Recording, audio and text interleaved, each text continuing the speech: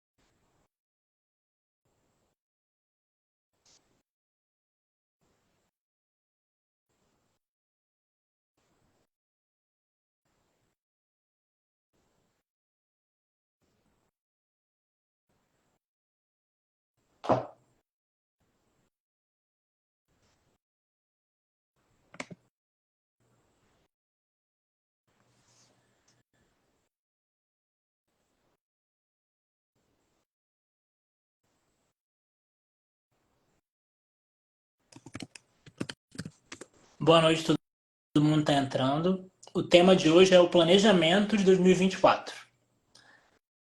Em breve a gente vai começar aqui.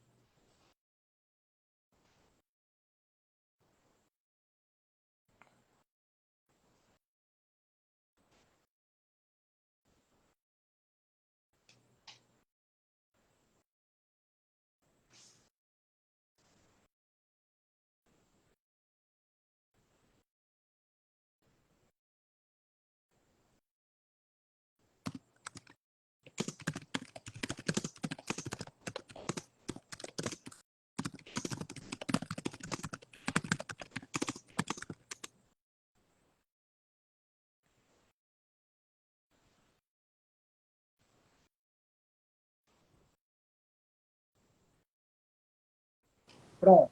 Oiê, boa noite, tudo bom, gente? Boa noite, Kátia, tudo bem? Tudo e você, Igor? Tudo ótimo. Vamos esperar um pouquinho, entrar um pouquinho mais de gente, dar umas 19h05 e aí eu Tá inicio. bom? Pode ser? Pode, claro, claro. Bem-vindo, já estou vendo aqui muita gente. Que bom ter vocês aqui, gente. Quem quiser ir colocando da onde vem, de qual rede faz parte, se for professor no chat, também é super legal pra gente. Então podem ir colocando como comentário, colocando aí da onde vocês estão vindo para conversar com a gente agradece.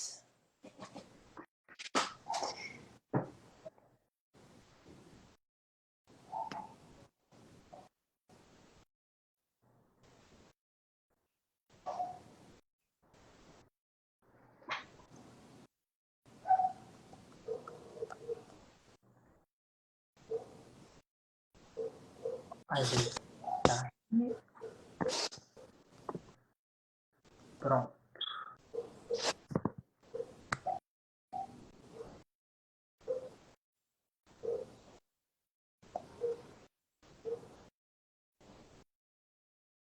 Legal, já colocaram aqui que tem gente de Santo André. Vão colocando aí para gente sabendo então, com quem a gente está falando.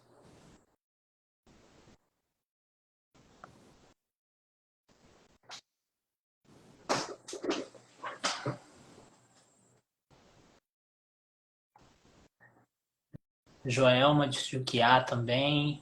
Muito legal, gente. Muito bom saber com quem a gente conversa.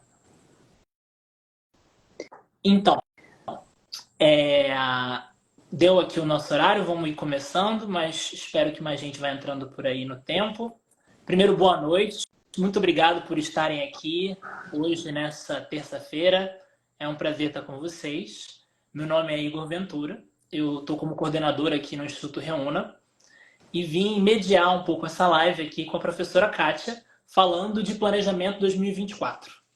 Essa live vai ficar disponibilizada aqui no Instagram, então quem quiser assistir depois ou indicar ela sobre o tema, sinta-se livre. Vou fazer uma breve audiodescrição. Vou pedir depois para a Kátia, quando ela começar a fala dela, também fazer uma audiodescrição. Então, eu sou um homem branco, de cabelos grisalhos bem curtos, usando uma blusa branca também, de botão. Essa é a nossa segunda live aqui no canal do Reúna, no Instagram, com o objetivo de falar sobre planejamento 2024. Na live anterior, a gente deu algumas dicas sobre esse planejamento. E hoje a gente vai focar especificamente em transição de etapas de educação básica. Pensando aí no 9º ano, no 5º ano, etc.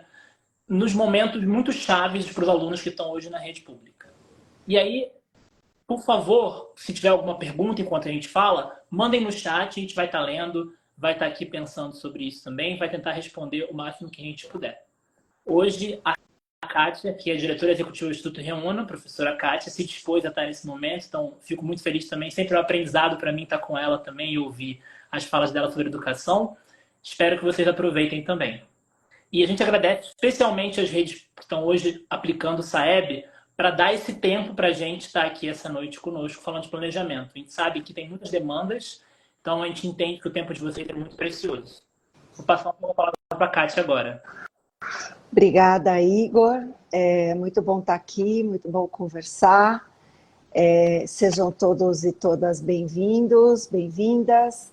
Eu sou uma mulher branca, estou usando óculos, estou hoje com uma camisa vermelha, estou falando aqui com uma estante de livros atrás de mim e estou animada para a gente fazer essa conversa sobre transição entre etapas, especialmente nos anos do ensino fundamental, né, Igor?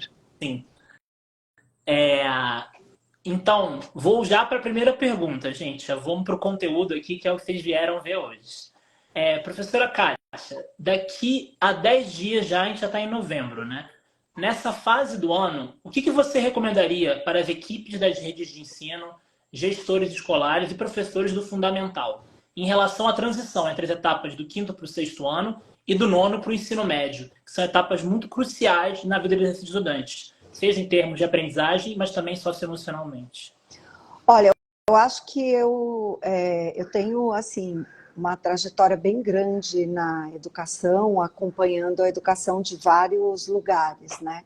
Como professora da Rede Pública Estadual de São Paulo, como formadora de professores, agora também estou no conselho, fui secretária de Educação Básica no Ministério da Educação por 8 meses. Eu gosto muito, tenho muito orgulho dessa trajetória, fui aluna de escola pública aqui em São Paulo, então gosto de pensar nessa transição, porque ela exige cuidado, né? A transição de etapas, por exemplo, do 5º para o 6º ano, do 9º para a primeira série do ensino médio, nem sempre elas são feitas entre as escolas da mesma rede.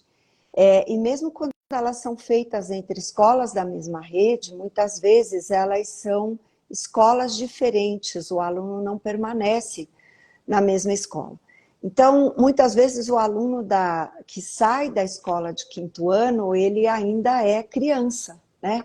E ele tem a professora ou professor único ali, ele tem a professora ou professor de educação física, de arte, que não são o tutor da classe, mas ele estranha muito a saída, a chegada na escola de 6º ano, porque vai ser uma escola com muitos professores, muitas vezes ele perde a referência dos amigos porque ele troca de escola.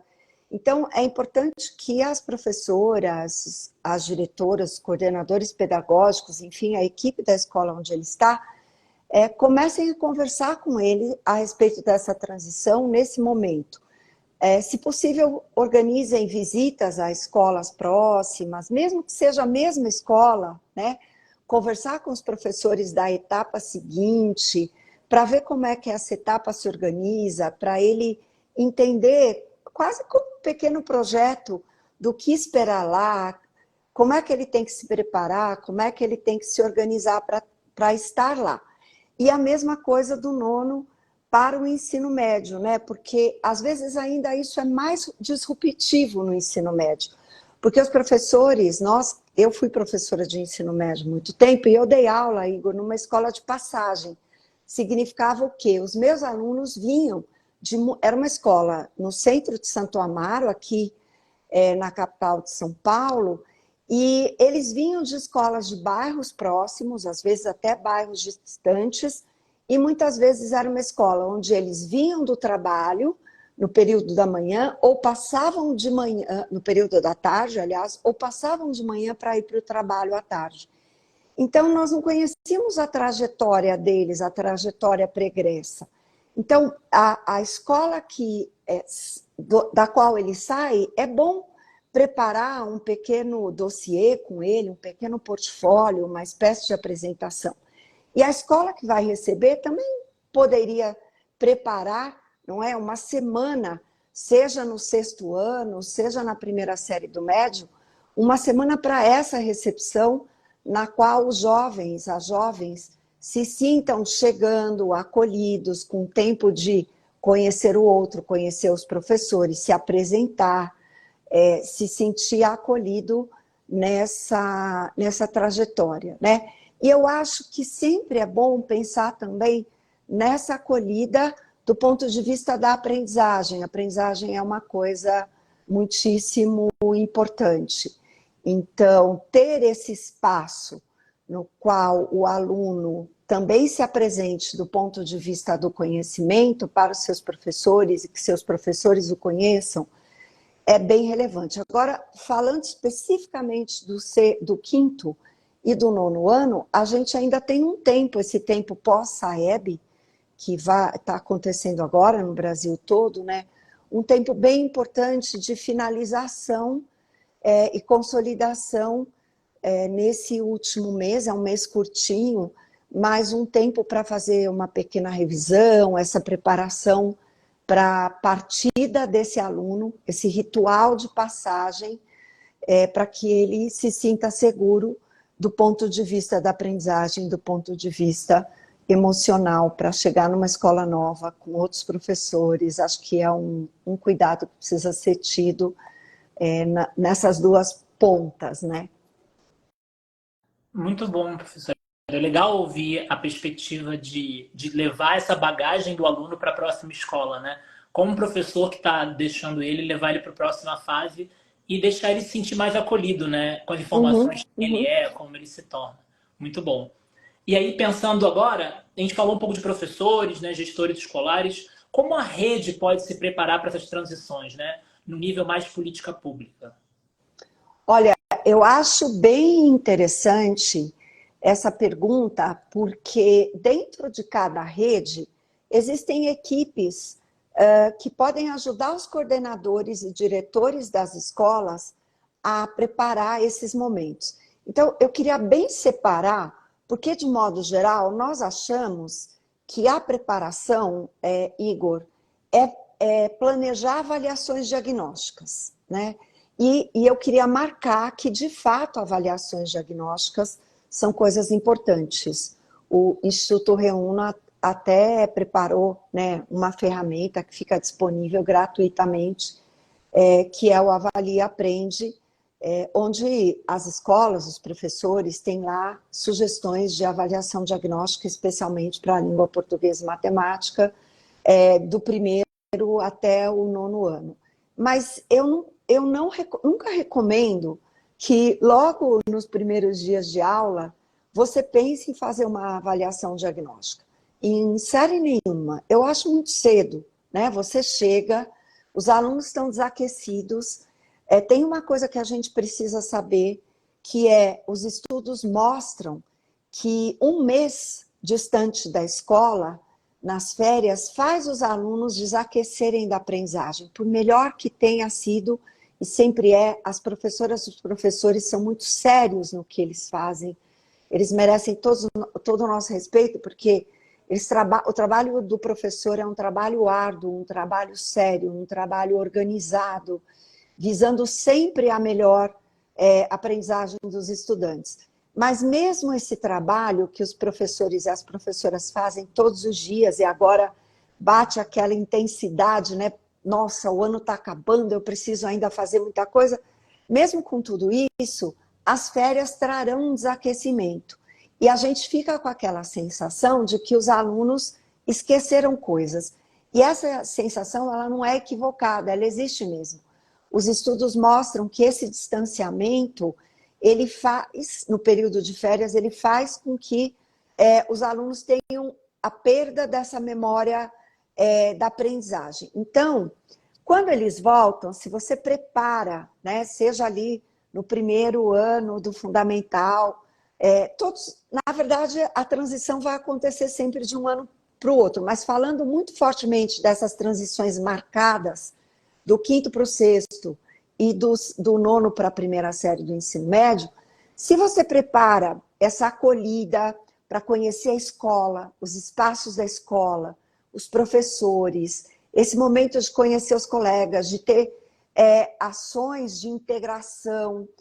Às vezes parece uma coisa estranha, mas conhecer o diretor da escola, a diretora da escola, o coordenador, as regras, enfim, você tem essa coisa assim, de eu cheguei num lugar que está me recebendo e eu vou me sentir pertencendo. Eu ontem via a Carolina Campos, que é uma pessoa que eu admiro muito, que tem falado muito a respeito dessa coisa de segurança afetiva, de segurança na escola, e ela falava desse sentimento de pertencer, e eu acho muito importante. Então você chega e assim, estou sendo acolhido. Essas ações, a Secretaria de Educação pode ajudar a coordenar, ela pode ajudar a pensar. Bom, mas eu vou precisar fazer a avaliação diagnóstica. Então, que avaliação vai ser essa?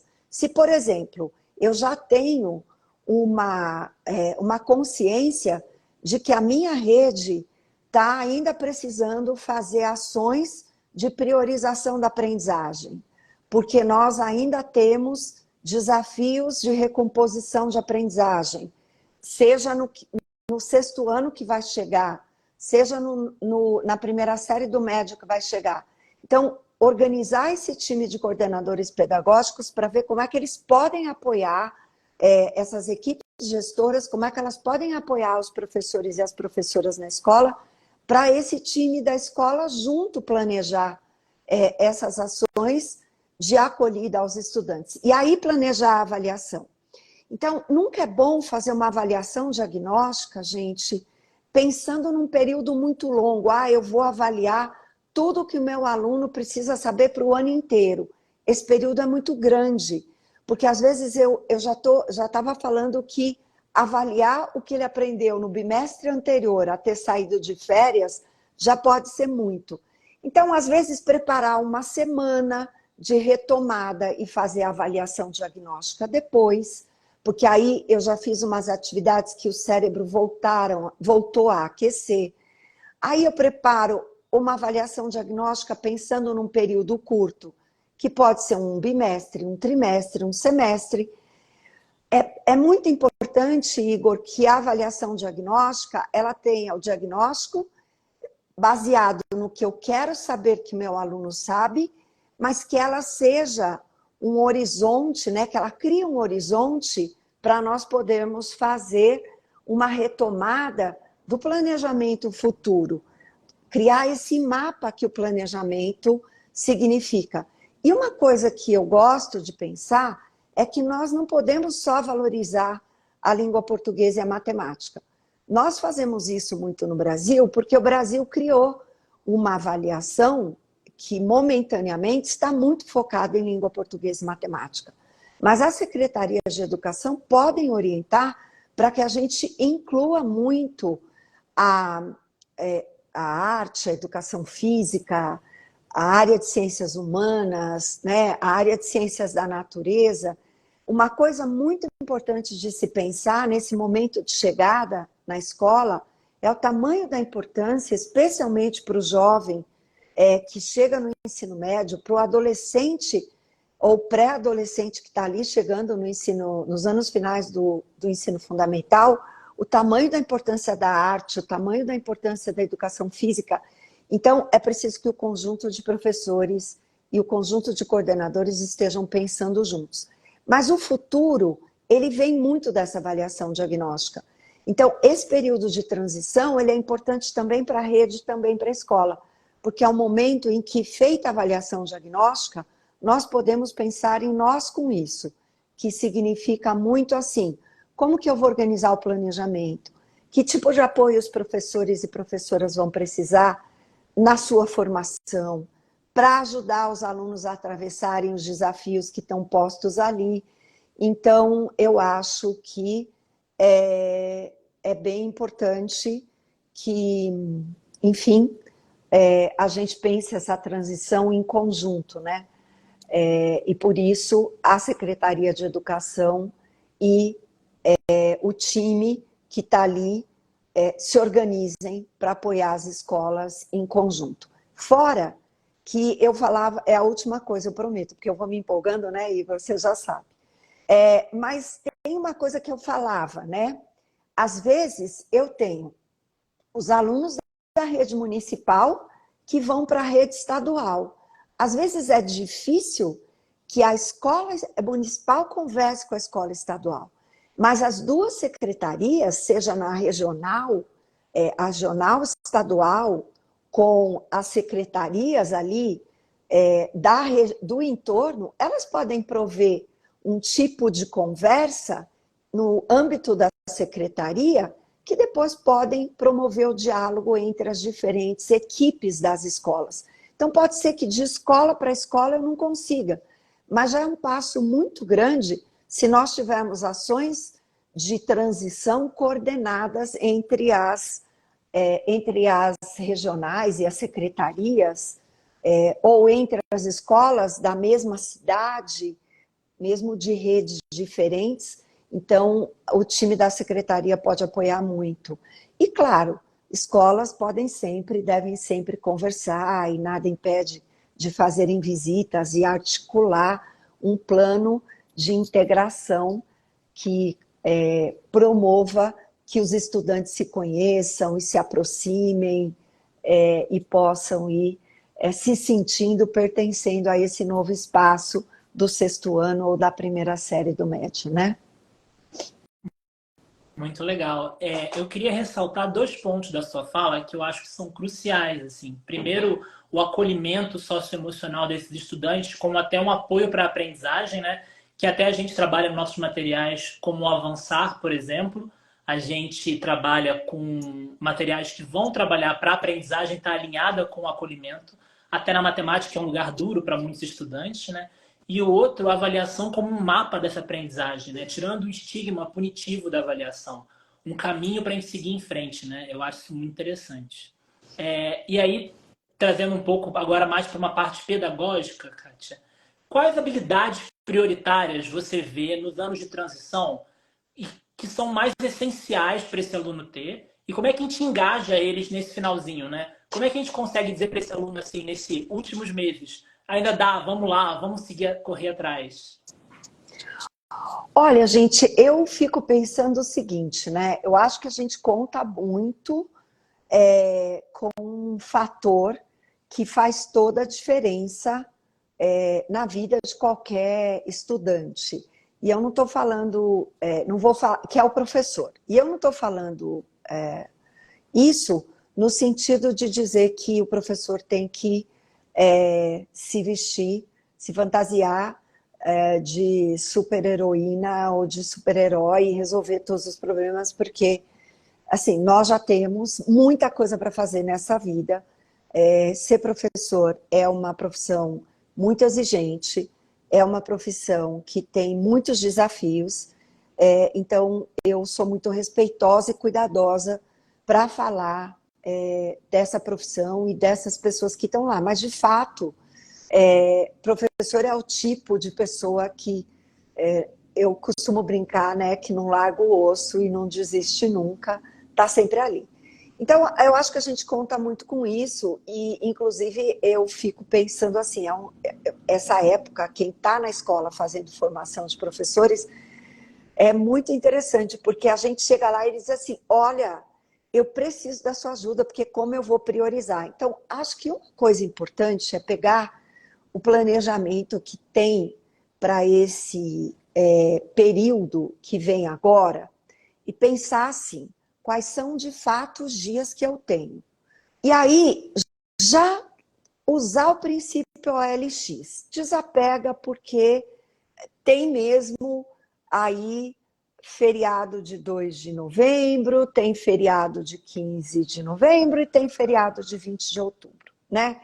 E eu acho que está tudo bem, porque a gente também precisa desse tempo, os alunos e tal. Mas os dias que nós temos, o que de fato agora a gente precisa fazer?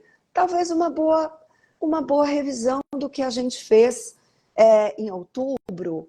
Então, por exemplo, se eu estou ali no 9º ano, fazer uma pequena revisão de álgebra, porque lá na primeira série do ensino médio, saber um pouco mais, se eu tiver um pouco mais de sustentação ali em equações simples de segundo grau, vai ser importante. Produzir alguns textos e aí aproveitar e fazer uma pequena revisão de algumas coisas específicas da gramática, da forma de escrever, aproveitar e fazer um pequeno estudo de algum aspecto da história ou da geografia que são muito relevantes para aquele começo do ensino médio, né?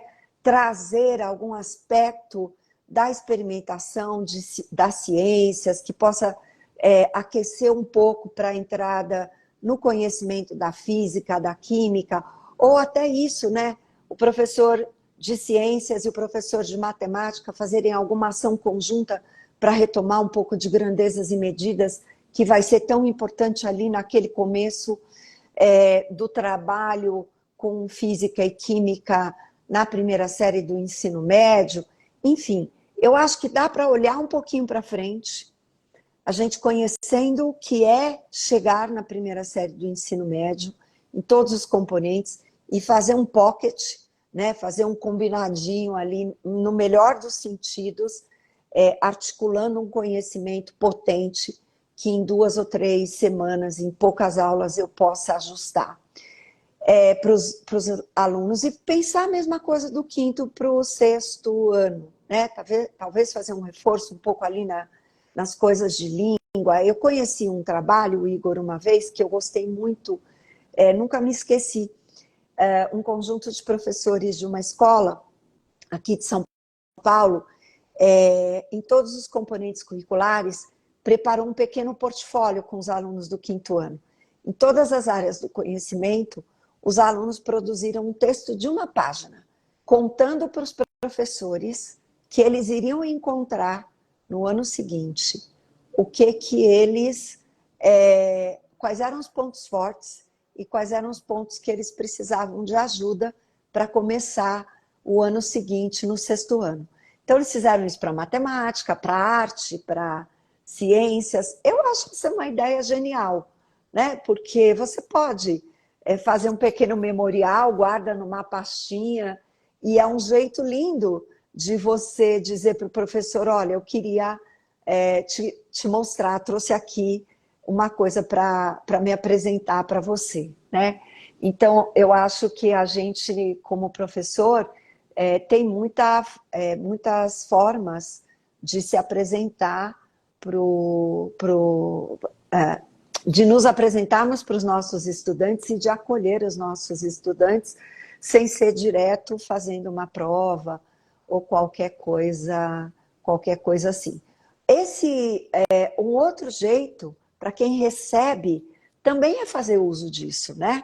Porque se você é um professor lá que pede para os seus estudantes, quando chegam, escrever um pequeno memorial se apresentando, você pode escolher um par para um se apresentar para o outro, você pode recolher isso e dar uma lida, e depois comentar alguma coisa que seja positiva, ou dizer, olha, estive olhando aqui, vou planejar com a classe, porque a avaliação também tem esse sentido de acolhida. Então, o diagnóstico não precisa necessariamente ser uma prova, ele pode ser você olhar para o seu estudante a partir do olhar dele mesmo, né? Uma coisa que fica como dica para os gestores das redes, que também é bacana, né?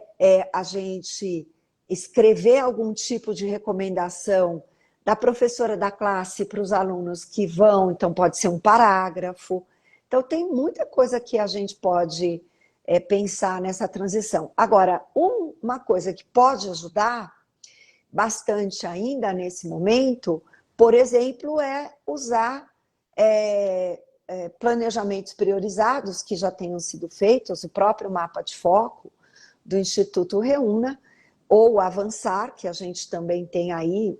Nesse momento nós só temos para matemática, né, no 5º ano e no nono ano. Dá uma olhada o que a gente planejou agora para esse mês final de novembro, e lá também a gente tem uma proposta de revisão e que pode ser consultada de repente para apoiar lá no escopo sequência, nas propostas, né, no material que a gente organizou para os alunos, para eles também se prepararem para essa transição. Acho que é o que eu diria nesse momento, Igor. Maravilha, professora. Já estou recebendo aqui informações do nosso back-office para a gente manter o tempo. Então, eu vou te trazer umas perguntas aqui para você responder e depois a gente faz o encerramento. Pode ser? Tá bom, claro. Uma pergunta que veio da Iolanda, de Pavo Sul, do Piauí, foi se você tem alguma dica específica da transição do infantil para o fundamental. E só antes de você terminar, eu fazer a outra pergunta para responder em conjunto, tá? E também acho que é um pouco alinhada, assim. Falando de transição, uma outra pergunta que a gente teve foi a Paula, que trouxe que no município dela, os coordenadores, eles são instruídos até irem à escola estadual, uma coisa que você disse já, trazem até exercícios dos alunos, né? Coisas que eles fizeram para conversar com esses professores, coordenadores nas novas escolas, pontualmente cada aluno. E ela se perguntou se ela está no caminho certo. Eu queria que você respondesse um pouco dessas duas. Olha, de trás para frente está no caminho certo, acho que inclusive, né, combina com esse movimento que eu estava falando de organizar. Que bom, acho que temos aqui, olha gente, vocês já podem aí fazer contato e conhecer uma experiência na prática de uma sugestão que eu dei, algo que já está acontecendo, e eu adoro esses momentos, porque é isso, né? Vai acontecendo e as pessoas vão se conectando, porque é muita gente boa fazendo muita coisa legal por esse país tão enorme, tão diverso, e que bom. E na educação infantil, o que eu diria é que muita coisa do que eu falei pode acontecer também.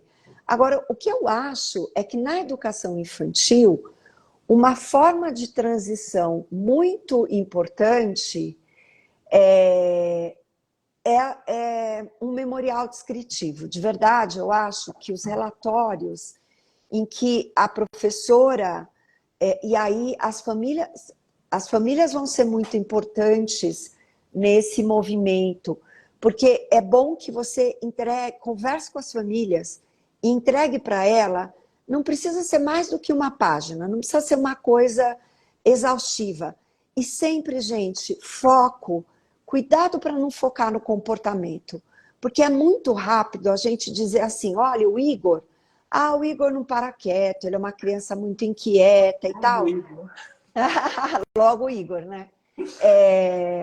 E aí eu marco o Igor não por aquilo que ele sabe fazer, mas por aquilo que eu coloco como algo que eu gostaria que ele modificasse, mas eu trago uma visão do Igor que é contraproducente para quem recebe o Igor.